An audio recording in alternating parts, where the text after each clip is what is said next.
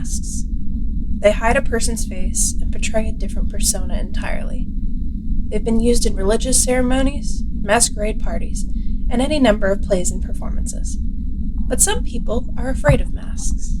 The unknown intentions of the person hiding behind one might be as dangerous as a rabid animal if you don't see them coming. Case File 004 is called The Man in the Mask, but is really the story of a dreadful curse that inflicts its will over whoever comes in contact with it. August 3rd, 1995.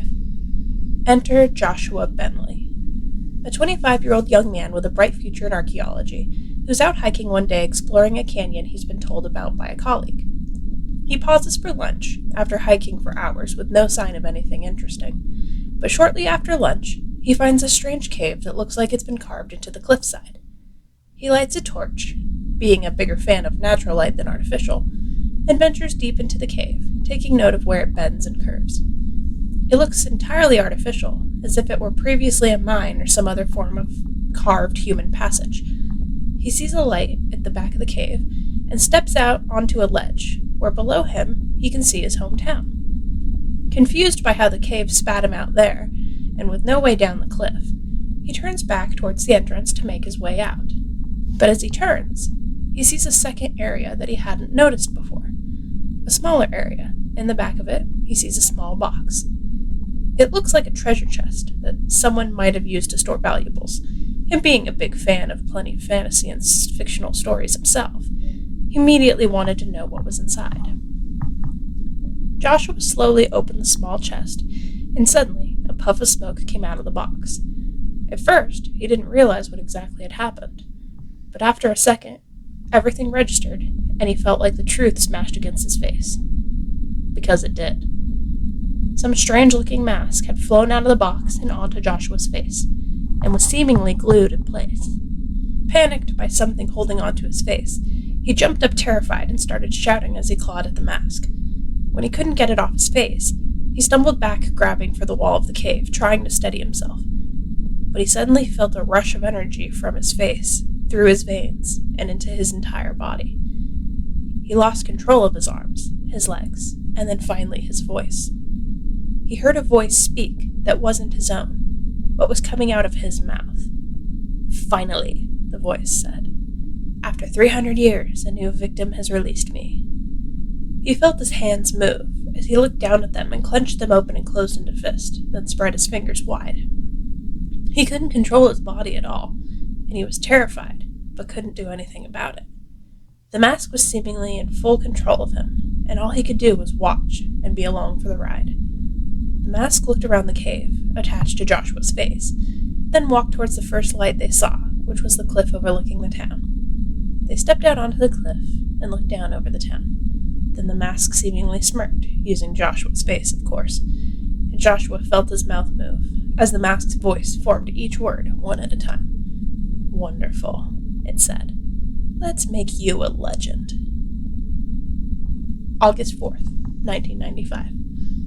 It took less than 24 hours for the masked man to get noticed. He couldn't call out for help, and the mask had some petty, twisted view of humanity, especially their sins. For every lie humanity had ever told themselves, the mask had a vengeance, and a bit of a supervillain complex as well. It started small, with what the mask considered minor infractions. Someone bumps into them walking down the sidewalk, the mask smirks evilly, and the person suddenly has a heart attack in the middle of the street. A small child mocks the masked man, and as they turn to run off, they trip and break their leg, with no explanation of how. The local police question the mask and demand its removal to ID the culprit of a local bank robbery, and without another word, their car blows up as the masked man turns and walks away. It didn't take long for rumors to spread, but no one understood how this mask could have any relevance to the crimes its owner was obviously involved in. How could so many coincidences happen around one man?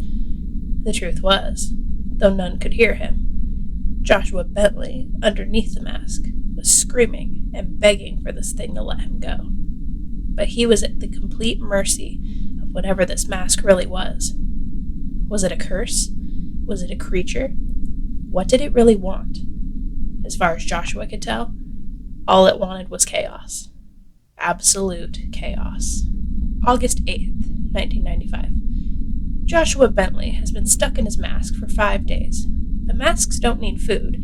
Masks don't need sleep. But more than anything, masks don't need water. And Joshua is so dehydrated that his skin and lips are starting to peel. His organs internally are shutting down, but the mask doesn't know that, nor would it care to keep its host alive for any other reason than to keep causing chaos. But as the body of said mask starts to slow down and fail, the mask decides if it's going down, then everyone is going down with it. The masked man pours gasoline all across town, using several large jugs and the car that Joshua previously owned. The problem is, the mask has never driven a car, and Joshua refuses to comply. But one way or another, the mask finds a way. It finds enough reasoning with the car to use the gas pedal and the brake, and flies through town at full speed, dumping gasoline behind them as they go. People see this and get understandably concerned, but their concern comes a little too late. As Joshua stands in the middle of the town, the mask pulls out a match, and in a glorious, villainous, chaotic fashion, strikes the match, then drops it, setting the gasoline quickly aflame. The flames rush through town and quickly catch fire to more flammable things such as the weeds in people's yards or the hay on the edge of the farmers' fields.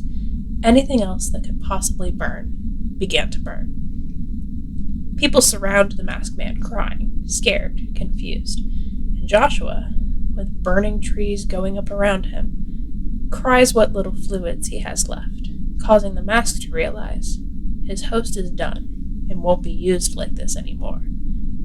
The mask returns to the cliffside where it felt reborn only days earlier, and jumps off the edge. But as it does, it separates from Joshua, who gasps for air on his fall towards the rocks below him, and smiles slightly, knowing his death will hopefully end the mask's rampage. The mask hits the rocks and cracks slightly against the hard ground, but an evil unknown to anyone seeps out of the mask and goes who knows where to wreak chaos in who knows what other ways. The unfortunate part is, we've all heard of the masked man. We just don't always connect the dots. We all know exactly who the masked man is. And honestly, it's a little scarier when you start to familiarize yourself with those concepts. The circumstances may change, but that same chaos is said to inhabit and torture humanity even today in any number of ways. But if you think that's weird, check out Case File 003, called the Chupacabra. Now there's a story that's both familiar and concerning to anyone who's scared of circumstance.